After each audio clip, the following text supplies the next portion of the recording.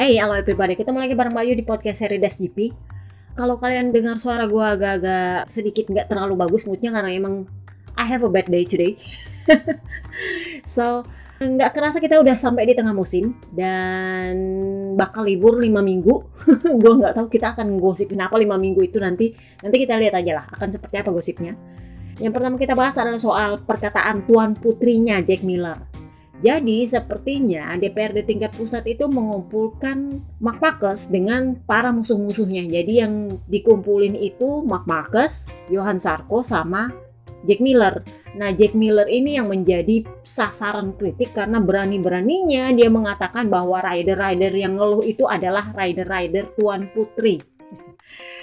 Kalau di podcast sebelumnya ada yang tanya, tapi kan yang dimaksud oleh Jack Miller itu bukan cuma Mark Marquez. Gua kasih clue kenapa gue bilang yang Jack Miller maksud itu adalah Mark Marquez. Pertama, dia bilang apa? Kita dibayar mahal untuk balapan. Jadi kalau ada yang salah dengan motor, adalah tugas kita untuk memperbaikinya bersama. Jadi naiklah ke atas motormu dan lakukan pekerjaanmu. Jangan karena kamu berkendara lalu kamu tidak bisa melakukan satu lap pun. Ingat, dia bilang melakukan satu lap pun, lalu kamu mengeluh soal motormu. Jadi kalau mau dibilang tidak bisa melakukan satu lap pun, itu siapa? Ya Mark Marquez. Kenapa? Karena dia paling sering crash kan waktu di Sachsenring. Coba kalian lihat, Snektaro berapa kali crashnya? Cuma sekali, 2 kali? Sekali kalau nggak salah di FP1. Bener? Tapi yang paling sering crash siapa? Mark Marquez. Jadi memang yang dia katakan adalah Mark Marquez. Itu yang pertama. Yang kedua dia bilang apa? Ada seseorang yang memecat 99% insinyurnya demi menempatkan orang-orangnya, tetapi pada akhirnya dia mengeluhkan motornya. Padahal itu adalah hasil dari perbuatannya. Yang jelas itu bukan juru belagu karena Snektaro nggak pernah ganti-ganti orang di dalam timnya. Dia bawa orang ke dalam timnya itu sejak lama sebelum dia jurdun. Oke? Jadi jelas putri yang dimaksud adalah Mark Marquez. Kenapa? Karena di Austria kemarin itu dia minta perubahan besar-besaran di manajemennya Honda. Dan 99% yang dimaksud itu adalah Takeo Yokoyama. Karena Takeo Yokoyama itu mewakili 99% insinyurnya Honda. Karena dia yang memutuskan akan ke arah mana pengembangannya Honda. Karena dia direktur teknis. Oke? Jadi kalau ada yang bilang, kan yang dia maksud itu bukan cuma Mark Marquez, tapi rider lain juga. Ya menurut lo? Jadi kemarin setelah drama breaking news soal patah-patahnya Mark Marquez, jadi gini. Mark Marquez itu waktu di Sachsenring dinyatakan fit to ride karena dia dinyatakan ankle-nya sakit sama jarinya yang jempol kiri itu patah. Oke? Tapi nggak dibilang bahwa rusuknya patah. Gua nggak tahu apakah waktu itu dia nggak merasa rusuknya patah saking banyaknya memar-memarnya dia gara-gara jatuhnya banyak. Atau gimana? Atau memang dia nggak di x-ray satu badan jadi cuman tangannya doang. Gua nggak ngerti juga. Tetapi di hari Selasa itu muncul pernyataan bahwa yang dia cedera itu lebih banyak dari yang dialami di Sachsenring. Jadi ankle-nya itu bengkak, jari jempolnya patah ditambah rusuknya patah. Enggak patah juga sih, retak katanya. Ini sama dengan cederanya Bapak Kembar. Jadi Bapak Kembar waktu di Sachsenring kalau kalian dengar podcast terakhir, itu dia justru tambah banyak cederanya. Jadi setelah dari Mugello talusnya itu retak di 2 bagian, kemudian tumitnya itu dagingnya tercerabut gara-gara dia jatuh dari sepeda. Ternyata waktu di Sachsenring dia crash di FP1 yang dia sampai setengah mati bangun, itu ternyata rusuknya patah di 2 tempat. Enggak juga patah sih, retak katanya. Jadi ya dia muncul di Assen itu tetap dengan sepatu khususnya tapi masih tetap senyum. Jadi menurut dia ya masih bisa lah dihandle sama painkiller. Jadi sebenarnya kalau menurut gua, Papa Kembar dengan cedera yang segitu banyak masih bisa balapan. Mestinya sih Mark Marquez mestinya bisa. Logikanya ya. Jadi memang gue agak setuju dengan perkataannya Rins dan Alex Marquez adiknya bahwa sepertinya mental dia kena. Jadi bukan cuma sakit fisik tapi juga sakit hati. Intinya sih seperti itu. Nah, pernyataan soal tuan putri, rider tuan putri ini nampaknya ditangkap oleh DPRD tingkat pusat. Nah, licik juga sih kalau menurut gue. Digabungin lah ini 3 orang dalam satu konferensi pers. Jadi Mark Marquez, Jack Miller, sama Johan Zarco. Zarco sih sendirinya udah clear, sudah nggak mau mempermasalahkan. Jadi dianggap ya menurut saya itu sudah lama dan sesuatu yang perlu dilupakan kalau menurutnya Johan Sarko. Nah, yang dipermasalahkan adalah Jack Miller. Ya kan lu tahu dia diserang sama ABR. Jadi dia ditanya, apakah lu emang benar mengatai bahwa rider-rider yang ngeluh itu adalah seperti Tuan Putri, fucking princess? Jadi DPRD tingkat pusat itu sepertinya mancing, kira-kira dia mau nyesel apa enggak nih, karena dia kan ada Mark Marquez di samping. Jadi ya mungkin mau minta maaf kayak apa, kayak bilang salah ngomong kayak, ternyata enggak. Jack Miller bilang apa? Itu pernyataan yang kemarin itu adalah pernyataan di luar konteks yang ditaruh di media. Tapi saya 100% mendukung pernyataan saya itu. Tapi kali ini dengan bahasa yang lebih baik, karena kan waktu di pertama dia bilang fucking ini, fucking itu, fucking bla bla bla, segalanya fucking lah. Jadi kali ini dia bilang saya akan mengatakan dengan bahasa yang lebih baik. Jadi dia bilang gini, kita ini kan rider, kita dibayar untuk balapan, untuk mengendarai motor. Kalau ada masalah ya diomongin baik-baik. Kalau kalian mengeluh dan terus-terus mengeluh, itu tidak akan bagus untuk kesehatan kejuaraan ini. Jadi dia sepertinya melihat bahwa kondisi Mark Marquez yang ngeluh ini itu membuat ABR dan media ABR dan jurno-jurno ABR itu menyerang Honda. Makanya Jack Miller bilang, apa image yang kalian berikan kepada perusahaan yang membayar kalian dengan mengeluh-mengeluh seperti itu? Karena itu akan membawa dampak buruk kepada perusahaan dan pada akhirnya perusahaan akan melepas Anda, memecat Anda. Itu kalau saya yang jadi perusahaan, saya memutuskan untuk lebih baik kita nggak usah terlibat lagi, nggak usah sama-sama lagi. Karena kan memang Jack Miller ini adalah datang dari keluarga tambang, kalau nggak salah. Karena kan di Australia itu ada tambang permata, kalau gue nggak salah ingat ya. Jadi dia itu datang dari keluarga tambang permata, jadi dia ngerti alur perusahaan itu seperti apa. Jadi dia bilang, kalau saya yang punya perusahaan dan saya bayar rider dan rider yang nguluh nggak berhenti, saya memutuskan lebih baik saya nggak terlibat lagi dengan dia. Artinya mending gue pecat lo, kita pisah jalan aja. Itu clear. Jadi dia menjelaskan apa yang dia bilang. Ya ini memang untuk Mark Marquez, tapi juga untuk yang lain. Jadi dia sama sekali nggak minta maaf, cuman memperhalus bahasanya. Dan seperti biasa dia kembali diserang oleh ABR. Dan dia nggak terlalu peduli sih sebenarnya. Nah, gosip ini juga datang bersamaan dengan isu bahwa manajemennya Mark Marquez itu mengetuk pintunya KTM. Jadi setelah dia pulang dari Sachsenring, itu Jane Martinez itu nelpon KTM. Dia sepertinya memanfaatkan privilege dari Red Bull sebagai, di mana Mark Marquez sebagai brand ambassador untuk minta seat sama KTM. Nah KTM kan kalau kalian dengar dari podcast-podcast sebelumnya, bahkan dari seri Mugello kan udah bilang, sudah Pete Bierer, sudah Stefan Pierer itu bilang, kami tidak berencana melepas satupun rider kami tahun depan. Jadi kalau ada rider yang mengetuk pintu kami untuk tahun depan, sorry, kami nggak bisa buka pintu. Kenapa? Karena Jack Miller, Paul Espargaro, dan Brad Binder itu masih dalam kontrak tahun depan. Yang kontraknya habis itu cuma Augusto Fernandez. Dan masalahnya adalah prestasinya Augusto Fernandez itu sangat mumpuni untuk diperpanjang. Jadi ya jelas KTM tutup pintu. Tapi sepertinya kalau menurut gue nih, manajernya Mark Marquez ini lumayan pintar juga. Dia menghubungi Acosta. Jadi Acosta tiba-tiba pengumuman bahwa dia pengen naik kelas ke MotoGP di saat yang sama. Jadi Acosta itu bilang gini, tetap di Moto tahun depan itu sama sekali bukan opsi saya. Saya harus naik ke MotoGP tahun depan.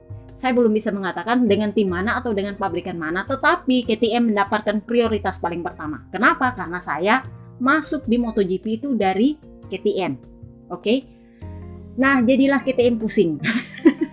Kenapa? Karena kalau soal Mark Marquez mereka nggak terlalu peduli.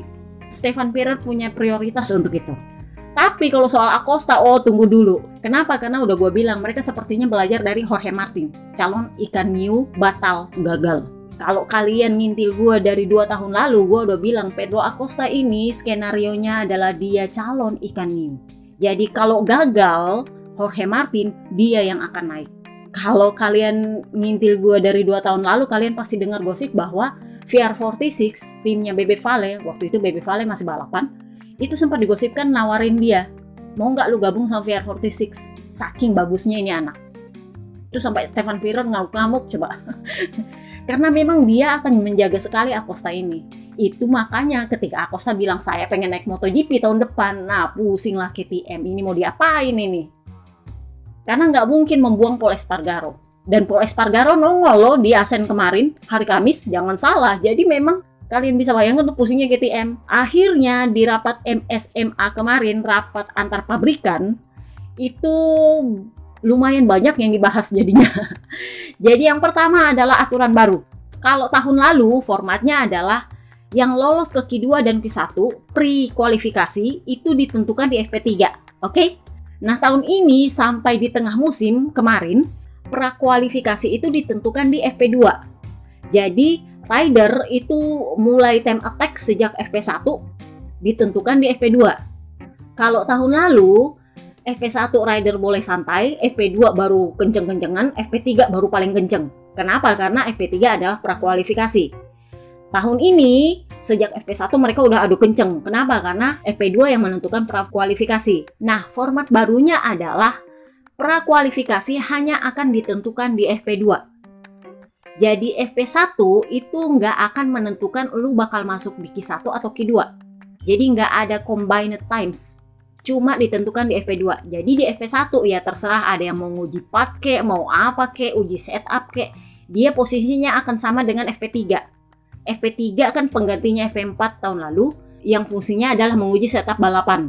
Jadi di format baru nanti FP1 itu nggak menentukan kualifikasi. Mereka boleh mau ngetes apa kek, ngetes part kek, cari setup kek, atau berusaha beradaptasi dengan track kek, ya terserah lah. Pokoknya intinya nggak ada hubungan sama kualifikasi. Begitu masuk FP2 yang 1 jam itu baru mode time attack. Nah, ini sebenarnya baru akan diterapkan penuh tahun depan. Tetapi para pabrikan di MSMA itu sepakat meminta untuk gimana kalau format ini langsung diberlakukan di Silverstone. Jadi paruh musim kedua. 4 pabrikan Yamaha, Honda, KTM, Aprilia itu sepakat. Oke, kita laksanakan format baru ini secepatnya di Silverstone. Yang menolak itu cuma Ducati. Nah, itulah kenapa Borsoi dari Aprilia itu ngamuk-ngamuk. Jadi dia bilang, itu Ducati itu sama sekali nggak peduli dengan keselamatan rider. Mentang-mentang banyak ridernya pabrikan mereka. Coba kami ini yang cuma 4 biji paling banyak. Kenapa? Karena format yang ada saat ini itu menuntut rider untuk time attack sejak pagi, sejak FP1. Dan itu artinya mereka memaksa diri mereka untuk mempush motor di kondisi track yang mestinya perlu dihangatkan lah, bannya belum panas lah. Pokoknya adalah masalah, namanya juga baru sesi pertama akhir pekan kan. Jadi memang ya tracknya belum panas, bannya belum terbiasa, terutama kalau bannya adalah ban khusus dan ban baru dan segala macam. Jadi memang rider harus terbiasa dulu. Jadi menurutnya Borsoi itu nggak bisa dipaksa para rider untuk time attack sejak pertama. Tapi mereka terpaksa harus time attack sejak pertama. Kenapa? Karena kan kita nggak tahu cuaca di sore hari. Kalau sore hari tiba-tiba hujan, ya otomatis combined time itu yang menentukan adalah sesi pertama. Itu yang mereka bilang, itu akan membuat para rider beresiko cedera lebih banyak. Ya enak Ducati 8 ridernya 1 cedera masih bisa diganti yang lain. Nah kami cuman 4 rider habis semua cedera satu-satu, terus siapa lagi yang mau balapan? Ya bener juga sih. Jadi Papa Kemar tuh bilang emang Ducati tuh nggak pernah peduli sama keselamatan rider. Taulah Papa Kemar kan dia memang wakil ketua geng yang sangat mengutamakan keselamatan. Nah Ducati juga bukan tanpa pertimbangan. Ducati merasa bahwa memang itu format yang bagus, tetapi mereka pengennya itu diberlakukan di tahun depan. Karena memang kan rencananya itu tahun depan, selesaikan dulu musim ini baru tahun depan dilaksanakan. Kenapa? Karena menurutnya mereka prakualifikasi yang ditentukan hanya dari 1 sesi itu lumayan tricky. Oke? Kenapa? Karena ada rider-rider yang kebiasaannya adalah crash di akhir sesi. Jadinya yellow flag, yellow flag, yellow flag. Nah itu merusak kesempatan banyak rider yang lap-nya bagus itu jadinya lap cancel, dibatalkan. Nah strateginya Ducati itu kebanyakan adalah mencetak waktu lap itu di akhir-akhir sesi. Kenapa? Karena mereka kan mau menghemat ban. Jadi awalnya cuma keliling gitu kan. Begitu 7 sampai 3 menit terakhir itu baru geber semua. Nah, masalahnya adalah ada beberapa rider yang doyan crash kalau di akhir-akhir sesi. Nah, itu menurut mereka agak kurang menguntungkan. Itulah kenapa menurut Ciabatti, sesi pagi itu sangat penting. Kenapa? Karena di situ mereka bisa menggeber gas di menit-menit terakhir sesi untuk jaga-jaga kalau di FP2 nanti ada yellow flag lah, ada hujan lah, ada apa, ada aja lah ya. Jadi menurut mereka itu cuma masalah strategi aja. Tapi ya seperti itulah, 4 lawan 1 kan. Sekarang kan sistemnya voting MSMA, jadi ya maaf. Kenapa pakai sistem voting sekarang? Itu karena tahun lalu kalau nggak salah itu perkara right height device. Awalnya MSMA ini harus memerlukan kebulatan suara, jadi semua pabrikan harus sepakat. Nah, gara-gara right height device-nya Ducati otomatis mempertahankan part dia, jadinya ya pakai sistem voting barunya sekarang. Kalau ada peraturan baru ya siapa yang paling banyak setuju. Nah, 4 lawan 1 kan otomatis harus berlaku di Silverstone. Jadi katanya Borsoi itu akan dibicarakan lagi di Silverstone dan diumumkan kepada para rider. Jadi di rapat MSMA ini selain membahas aturan baru, para pabrikan mengkonfirmasi persiapan line up mereka di tahun depan. Nah, Ducati itu mengkonfirmasi bahwa mereka akan turun dengan 8 motor tahun depan, masih tetap akan 8 motor. Jadi konfirmasi nggak ada rencana untuk melepas salah satu tim satelit mereka. Karena memang sempat digosipkan bahwa Gresini itu ada kemungkinan ditarik sama KTM untuk jadi satelit tambahan. Ciabatti sudah bilang, kami bahkan sudah sepakat untuk memperpanjang kontrak dengan Gresini. Jadi kemungkinan di Silverstone bakal diumumkan karena memang sudah di tahap akhir pengerjaan kontrak. Jadi nggak mungkin Gresini pindah ke KTM karena Ducati sudah mengkonfirmasi akan turun dengan 8 motor. Dan itu artinya tim satelit mereka akan tetap bertahan. Aprilia juga mengkonfirmasi akan turun dengan 4 rider. Yamaha tetap bertahan dengan 2 rider. Nah, yang pusing adalah KTM. Kenapa? Karena Pedro Acosta itu kan sudah bilang dia mau naik pangkat ke MotoGP. Karena KTM ini nggak mau melepas dia, jadi gosipnya KTM itu mengajukan permohonan ke DPRD tingkat pusat untuk membentuk tim satelit yang baru selain gas-gas Tech 3. Jadi ini adalah untuk mengakomodasi Pedro Acosta, karena mereka nggak rela lepas Acosta. Nah, masalahnya adalah Opa Espeleta itu keberatan kalau tim satelit itu cuma 1 ridernya, harus 2. Jadi kalian masih ingat ketika Ducati sama Avintia digabung sama Muni VR46 kemarin? Jadinya joinan, karena yang cuma satu rider, cuma satu rider. Jadi akhirnya digabung berdua. Sama dengan LCR dengan Idemitsu sekarang. Jadi Taka lain sendiri, Rins lain sendiri, tetapi jadinya joinan. Nah, itu yang dimau oleh Speleta. Nggak ada cerita satu tim satelit turunnya cuma 1 rider, dia maunya 2. Nah, ini juga yang dimanfaatkan oleh Martinez, manajemennya Marc Marquez. Jadi kan tersebar gosip sepoi-sepoi bahwa manajemennya Marc Marquez sejak Sachsenring, dia pulang dari Sachsenring itu menghubungi KTM untuk minta dicarikan seat. Kenapa? Karena kan kalian tahu dia adalah brand ambasadornya Red Bull. Jadi Red Bull memang sejak awal udah bilang, tolong KTM siapkan seat untuk Marc Marquez. Nah, masalahnya kan KTM itu kemarin menolak, karena dia bilang, kami nggak berencana untuk mendepak rider kami akan tetap dengan line up 4 ini. Nah, karena Acosta mau masuk dan Dorna nggak mengizinkan cuma 1 seat, inilah saatnya Marc Marquez masuk, bener? Jadinya kan 2 seat nih, mestinya disetujui dong. Tapi masalahnya adalah Marc Marquez terlanjur gengsi. Kenapa? Karena dianggap pengecut. Sorry to say. Jadi memang kan kontraknya itu masih berlaku 1 tahun lagi. Meskipun faktanya dia sudah mendapat SP3 gara-gara jari tengahnya di Sachsenring kemarin. Kan udah gue bilang, jari tengah itu biknung untuk pabrikan Jepang. Mungkin Honda Eropa kelihatan baik-baik saja, tapi Honda Jepang, no. Jadi dia dapat SP3 kemarin. Sisa 1 kesalahan lagi, entah itu kesalahan yang memang dia buat sendiri atau kesalahan yang dicari-cari sama Honda. Itu dia bakal dilepeh. Jadi dengan isu bahwa Marc Marquez mengetuk pintunya KTM tapi ditolak oleh KTM, itu membuat sorry tuh saya akhirnya orang berpikir bahwa ini pengecut, kontraknya kan masih ada 1 tahun, kenapa dia duluan mau pindah ke KTM gitu loh. KTM loh nggak ada rencana untuk mendepak rider mereka, ibarat kata lu maksa gitu loh. Jadinya Marc Marquez dalam konferensi persnya sama Jack Miller itu bilang, komitmen saya itu masih penuh untuk Honda. untuk menyelesaikan kontrak saya. Masalahnya adalah ini soal motivasi. Setelah begitu banyak crash, jangan tanya motivasi kecuali soal kesediaan saya untuk berkorban, menyelesaikan kontrak saya, komitmen saya. Jadi saya akan melakukan tugas saya sebagai seorang rider, menguji part yang perlu kami uji, memberikan masukan. Tetapi kalau untuk crash sepertinya saya belum siap. Jadi dia mengubah mentalitasnya. Kalau yang dari Mugello sampai di Sachsenring kemarin itu mentalitasnya adalah lebih baik saya crash daripada saya nggak dapat apa-apa, bener? Sekarang adalah ya yang penting saya ngider-ngider aja lah.